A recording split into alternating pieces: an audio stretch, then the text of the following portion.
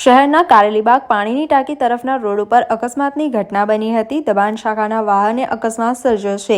દબાણ શાખાના વાહને બાઇક ચાલકને ટક્કર મારતા બાઇક સવાર રોડ ઉપર ફંગોળાયો હતો। અકસ્માતની ઘટના બનતા બનાવ સ્થળે લોકટોળા એકત્રિત થઈ ગયા હતા। બનાવની જાણ થતાં જ કુંભારવાડા પોલીસ આવી હતી, જ્યારે ઈજાગ્રસ્ત બાઇક સવારને સારવાર અર્થે વડોદરાની એસએસજી હોસ્પિટલમાં ખસેડવામાં આવ્યો છે, જ્યાં તેની હાલત નાજુક હોવાનું જાણવા મળ્યું છે। એસએસજી હોસ્પિટલના આરએમઓ હિતેન્દ્ર ચૌહાણે જણાવ્યું હતું કે સવારે 11 કલાકે હોસ્પિટલમાં 108 એમ્બ્યુલન્સ દ્વારા કારેલીબાગ પાણીની ટાંકીની પાસેથી એક અકસ્માતનો કેસ લઈને આવ્યા હતા, જેમાં દર્દીને માથા અને મોઢાના ભાગે ગંભીર ઈજાઓ પહોંચી છે। તેથી સાથે 108એ અમને માહિતી આપતા જણાવ્યું છે કે કોઈ સરકારી વાહન દ્વારા આ અકસ્માત થયેલો છે।